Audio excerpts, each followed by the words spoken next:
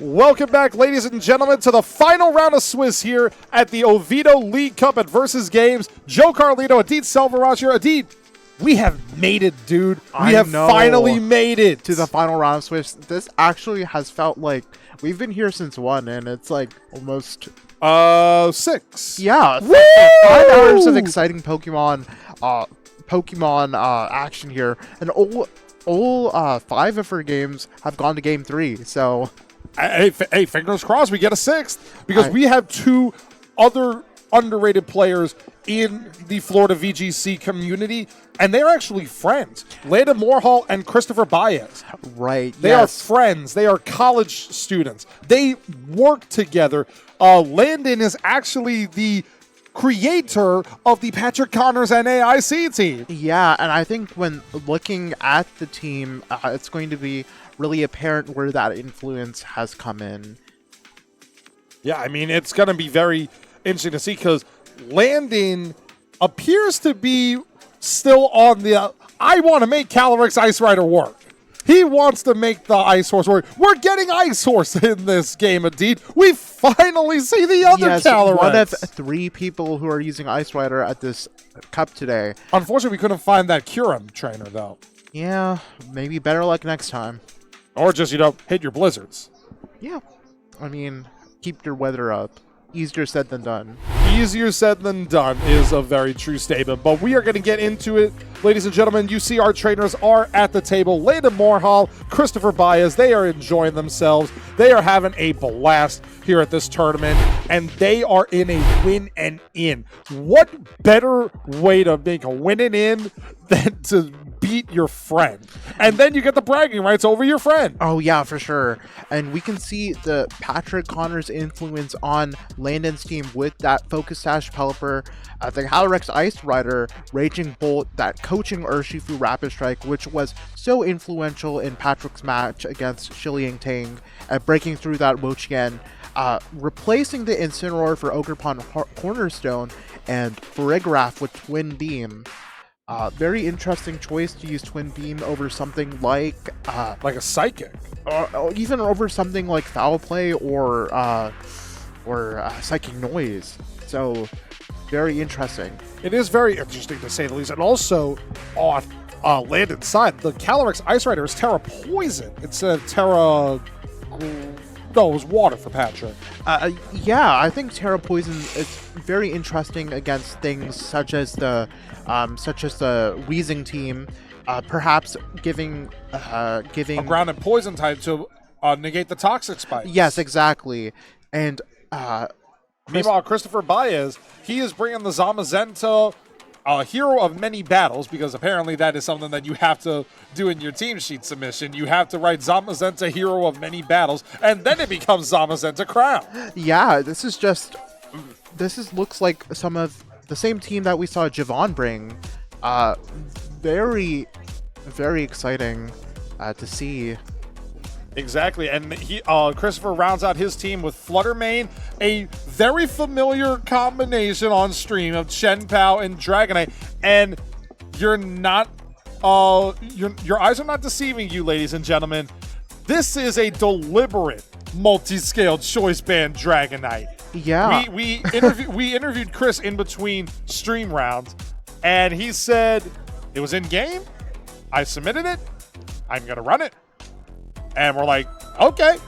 Yeah, I mean, maybe he did not get the memo that Regulation H ended a couple of weeks ago, but I'm here for it. I am also here for it. Like, just the ability to enjoy themselves. And again, they're battling each other as friends. They are rivals in competition, but as long as they end up as friends afterwards, that's all that matters. Yeah, this is just a very exciting record to be at. Landon Moorhall, Christopher Baez, both 4-1. Just really excited to see how the Calyrex versus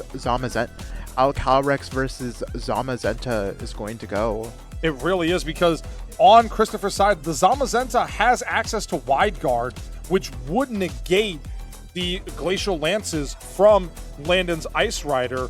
But also, I mean, we see on Landon's side with that Raging Bolt and the Urshifu here. It could be a very interesting, we did see that with Carry Diratona, Raging Bolt and Urshifu, a very good combination to just get hard, quick damage off like that.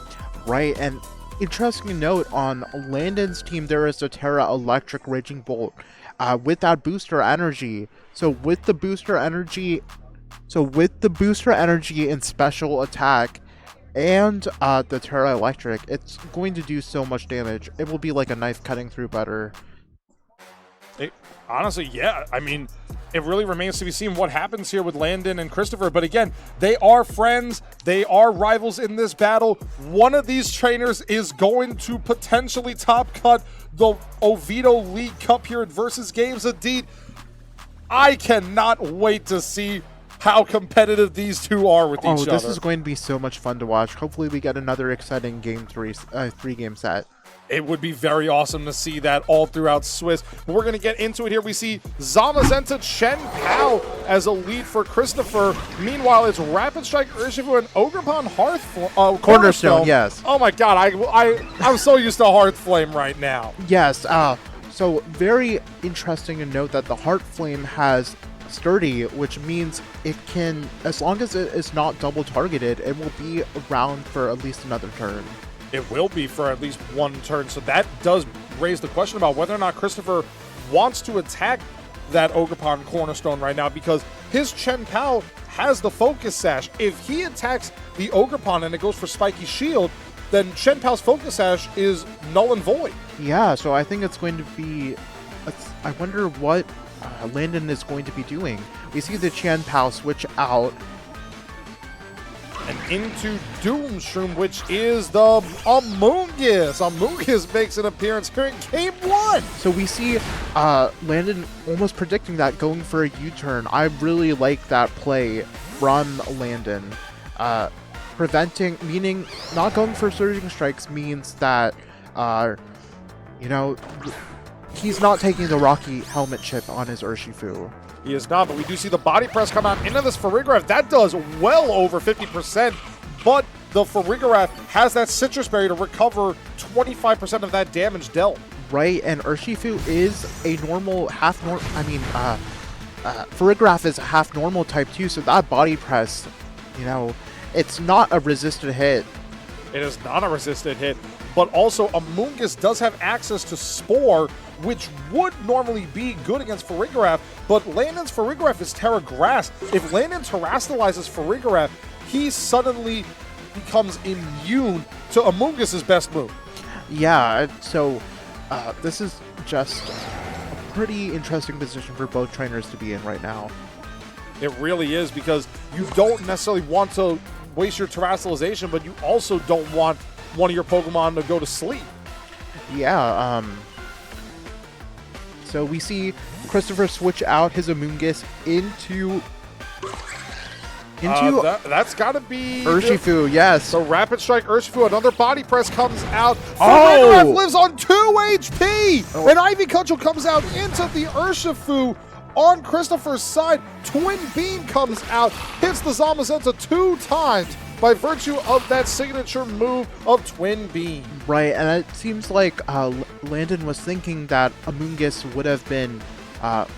probably would have been knocked out by that Ivy Cudgel, and decided to target it into Zamazenta. And now what's important to note here is that this Urshifu, it does have access to Aqua Jet, but it cannot click it while Farigiraf is on the field. However, it could go for something like a U-turn into the Farigiraf, bringing back the Amoonguss, and let the Zamazenta bring down Ogerpon to its sturdy ability with body press. Right, so it's just a very interesting position. So we see U-turn going off into Ogerpon, actually doing super effective damage, yeah, it is super effective. Super effective. Rocket Grass is not weak to buff. Yes, which is kind of crazy. Amoonguss comes back out onto the field. You see the Regenerator ability regain 33% of its health. A very good ability. Oh, yes. As Body Press comes out and takes down that Farigiraf, and now priority moves are free on Christopher's side of the battlefield. But meanwhile, this is an Ivy Cudgel, and it doesn't knock out the Ogerpon. Or the Amoonguss, actually. Yeah, so This is just looking like this is Christopher in the driver's seat right now. So we see Calyrex Ice Rider, Florida's signature restricted Pokemon, come out on the field by Landon. Seeing that Terra Poison being locked in. Very interesting Terra choice. This means it resists both of Zamazenta's same type attack moves. And also, Calyrex Ice is fairly heavy itself, so Heavy Slam is not going to be doing a lot. Even with the Sword of Ruin. Oh yes, it's a very smart Terrestrialization choice by Landon. And we do see this Calyrex is trying to be very toxic right now in the world by that Terra Poison. We do see Spiky Shield come out from Ogerpon Cornerstone here, just to let it stall out one final turn. And Amoonguss goes for Protect, actually, trying to see if a Glacial Lance was coming out here. A Body Press comes into Zamazenta, into the Calyrex, not very effective. Glacial Lance comes out. It will not affect this Amoonguss on this turn, but it will affect that Zamazenta. How much damage will it do? Oh my god, that did nothing. Yes, Zamazenta is very bulky, but I think Landon is still in an okay position right now. Zamazenta has to decide if it wants to go for Wide Guard or if it wants to go on the offensive. Keeping that Ogerpon Heartflame will be doing damage to whatever switches in. So it's going to be interesting to see how Christopher adjusts. It really is, because we do see Landon opting to switch out that Ogerpon Cornerstone here, bring back the Urshifu Rapid Strike onto the field, potentially seeing if Amoonguss switches out, which it does switch out again on Christopher's side, and what comes in, it will be the Urshifu once again. Right, that was a great switch out for Landon. For Christopher. And a Body Press with a high horsepower. Good damage into Zamazenta, but not enough by virtue of that Dauntless Shield. +1 defense. Yeah, I think this is the point where Landon really has to get Calyrex into a good position. But we'll have to see how this goes. We will have to, because Landon looks to be a little bit behind the 8 ball here. Christopher Baez has been playing him very well with the Zamazenta and has not even clicked Wide Guard yet in this battle to just make Landon think, okay, should I click Glacial Lance here? Should I not click Glacial Lance here? He is saving that move methodically, and it is beautiful right now to see. Right. So we see Zamazenta switch out. This is very interesting. Zamazenta switching out into the Amoonguss, potentially trying to call that that high horsepower. But we do see a Terrestrialization on Christopher's side into the Urshifu. It is Terra Water on the Urshifu. So Right. Surging Strikes on this Urshifu will be doing even more damage now than it already was. Yeah, but we see the coaching go into Calyrex Ice Rider, getting it to +1 attack and +1 defense. Unfortunately, Surging Strikes does circumvent, by virtue of having critical hits, it means it will be ignoring that defense boost. It will be ignoring those defense boosts. It's doing big damage into Calyrex, though. Calyrex will survive, however, and it went for a high horsepower into the Urshifu, and Urshifu lives it! Yeah, that's just an unfortunate roll for damage. Yeah, this is looking like it's just... Yeah, it's just not looking great for Landon right here. Unfortunately, it is not. By virtue of that Urshifu living the high horsepower there, Calyrex will have to take the Surging Strikes. Terra Water boosted yet again, and Calyrex will go down to the power of the bear. Yeah, Urshifu, another really healthy Pokemon that we love to see in our metagame. I'm curious to see what this Amoonguss is going to press. The Amoonguss opts for a Sludge Bomb! A Sludge Bomb, Also, which knocks out Ogerpon! Yes, very nice targeting there. Now we have Urshifu And a Dream. Yeah, we have Urshifu against a Rocky Helmet Amoonguss and a Terawater Urshifu. So Landon sees the writing on the wall and decides to forfeit this game. Yeah, Zamazenta is not one of the restricteds you want to see whenever you are playing Calyrex Ice Rider. I'm good.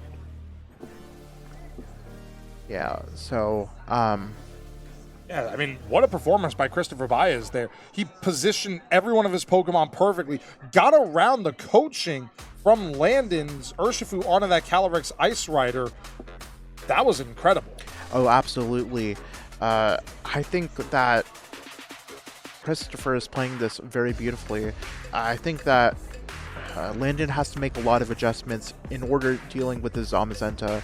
Having multiple Pokemon that are taking massive damage from that body press is it probably has to be pretty frustrating for Landon to face up with this. It probably is, but at the same time, that just showcases how good our trainers are in this battle. They have been practicing with each other. They have been team building with each other. So they know the ins and outs of every single one of their moves. They understand who works and who doesn't work.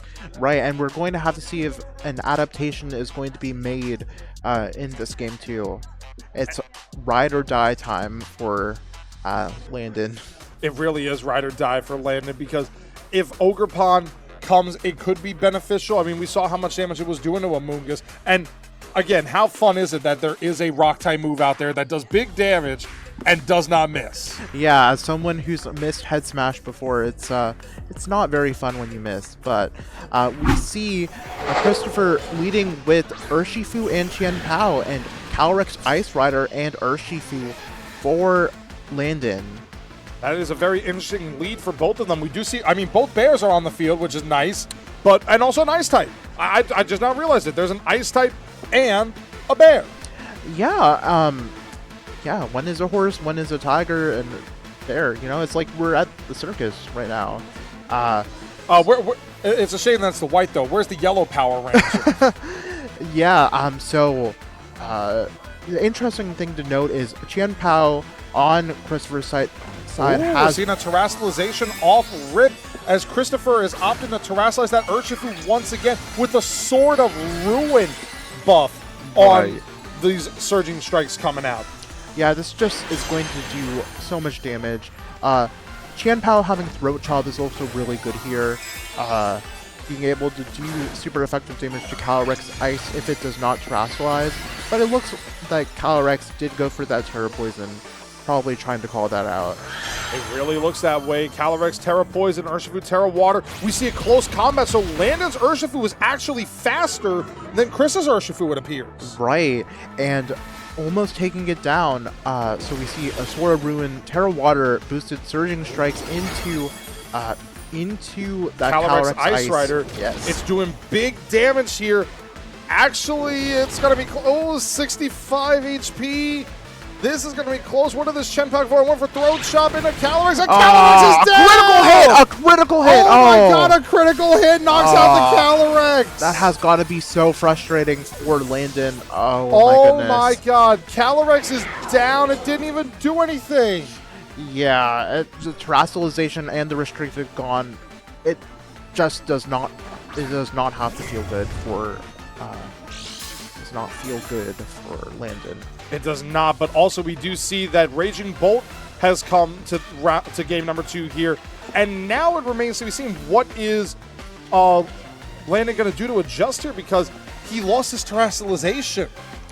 Yeah, it's just very frustrating. We'll have to see if Urshifu will switch out. That double target by Landon seems to be calling a potential switch. It would be interesting if Christopher does switch out Urshifu here, or if he's just opts to let Urshifu go down here to take care of the Raging Bolt. Yeah, I'm wondering if Urshifu has already done its job here. Actually, this is interesting. Urshifu, not Urshifu, it's Qian Pao that switches out here into the Amoonguss, and Surging Strikes. So speed tie. It must be a speed tie then. Yes, I think very interesting what move this Urshifu is going to go for. Is it going to be targeting the Qian Pao slot, or is Landon going to get this turn right? We see the close combat come out into the Urshifu, knocks out the Urshifu. So in the Battle of the Bears, Landon wins the Bears. Right, and I believe Landon locked into Draco Meteor with that booster special attack. I'm really excited to see what this does to Amoonguss. We're going to see the Draco Meteor come Okay. out. Yeah. And not enough. So close. Yeah, that just so close. And in comes Zamazenta coming out now. And I'm just now noticing it. This is the event Zamazenta that we got from it wasn't Sword and Shield, if I remember correctly. I believe so. It was like Series 12 we got, or Series 12, like right before Scarlet and Violet came out. Yeah, but it's looking like just looking so rough right now. Yeah, because Urshifu is -2 defenses, so it was going to take major damage here no matter what. Right, and the terrestrialization has not been spent. Oh, it has. Okay. It's been spent on both sides. Right. And a Rage Powder comes out here from this Amoonguss, potentially trying to get a Draco Meteor or a Thunderclap into the Zamazenta slot here. But the Sturdy activates, and Draco Meteor comes out, but it misses! Yeah, this is just... Oh no, it missed the Amoonguss. The 90% accuracy comes back to bite Landon. Yeah, this is just... It's just very unfortunate for Landon here. It's looking... It's looking very grim now. The prognosis is grim. Yeah, I'm really interested to see if Landon can make his way out of this. With a -2 Raging Bolt, and okay, so you see the body press doing well over 50%. Ivy Cudgel goes into that Amoonguss, which protects itself so it doesn't take any damage here. But Raging Bolt going for that Thunderbolt. It's -2 with the booster energy. Decent damage in the Zamazenta, but no paralysis. Yeah, it's just not looking great here. Just very, very lackluster damage at -2, even with that 30% boost from booster energy. Exactly here. Like, it really remains to be seen what can Landon do to come back from this, because we do see Amoonguss switch out here, actually. This is going to be interesting depending on where that Zamazenta attacked. I think getting that extra damage multiplier from Sword of Ruin is just to make sure that this Raging Bolt is knocked out without a shadow of a doubt. A very safe switch into, but we see the body press into the Ogerpon. Actually, the Spiky Shield protects itself. Zamazenta takes a little bit of damage from that Spiky Shield, and another Draco Meteor into the Chen-Pao slot here. Oh, this is a very interesting turn here, because now if Chen-Pao protects itself, then it comes down to those mind games. Right. This is actually not a bad position for Landon to be in, I don't think. Just have to see where the moves are targeting. Redirecting any potential sucker punches. Just making sure that... Is that a double Spiky Shield? I believe so. I believe Landon's going for an aggressive play here to try to get a double Spiky Shield off here. And unfortunately, it fails. And on Landon's side, the Sucker Punch goes into the Raging Bolt, knocks out the Raging Bolt, and then that means this is a body press into the Ogerpon here, which is unfortunate because this body press is going to take that last HP. Yeah, and it's just Urshifu against the world. Just very unfortunate. Very unfortunate that critical hit, but it looks like Christopher is going to be still in the running to top cut. It appears so, because Urshifu goes for the Surging Strikes here into this Zamazenta, and Zamazenta might even still live these with the Sword of Ruin. Yeah, it's just even negating that defense boost, it's just not enough. It is not enough. One final body press. Zamazenta says, ring the bell. 1, 2, 3. Urshifu is down, and Christopher Baez has won this set 2-0. We have a 2-game set at the end of Swiss. Yeah, I think that's just really showing how everybody's mental is. It's been a long day, you know. It has been a little bit of a long day. But that just shows how good these trainers are. They don't let that mental fatigue affect them. Yeah, just very well played by both sides. Christopher just edged out with the Zamazenta and some of the other choices on his team. And I also just noticed Christopher got only one of his Pokemon knocked out in both games. This was nearly a perfect victory in terms of all 8 Pokemon to both games not being knocked out. Right, yeah. I can imagine it's a huge uphill battle for It felt bad, though. I mean, Calyrex Ice Rider, it hasn't seen much usage right now in the early regulation G, because everybody is on Calyrex Shadow Rider. They're on Miraidon. They're on Zamazenta. Unfortunately, we didn't find a Zacian. Yeah, I mean, Zacian was on the usage graphic, but I don't know if any made top cut. I honestly don't know about that. But again, these two trainers, they have known each other. They have fought blood. They've shed blood, sweat, and tears with each other. When Patrick Connors won NAIC, they were there. Yeah. They were absolutely apoplectic with their emotions for him. Yeah, I think everybody from Florida felt a sense of pride that day. Very, excited to see if Patrick can get the run back of NOLA again. It would be very awesome if Patrick got back-to-back NAICs in New Orleans, minus the football team that's there. The football team is not good. Really? The football team is not good. The Pokemon is. Yeah, New Orleans was a great experience. That's one other event I should mention that you should go to. NAIC is always a trip. It really is. I went to NAIC in Columbus in 2023. One of the best decisions I could have ever made. Yeah, and I think with the New Orleans location, it's even gotten better. Definitely worth trying out if you enjoy the atmosphere. And honestly, signups are still unannounced yet, but when they come out, ladies and gentlemen, go and sign up for NAIC. Come out to your first event being an international tournament. They are some of the best experiences you could ever possibly have. Exactly. Indeed and I have been at them. We enjoy them. Start at your local scene. Come out to your locals. Go to regionals.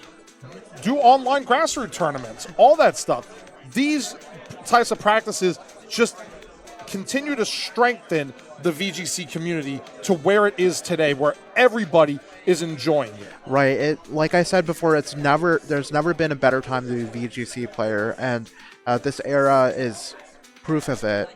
The fact that we've had so many people show up today just really is an indicative of the work that the head of our production team, TJ, has been doing, and really a lot of work has been done to really boost the Florida scene to where it is right now. You know what the sad part is, though? What? We didn't get a Bloom Doom Ursaluna today.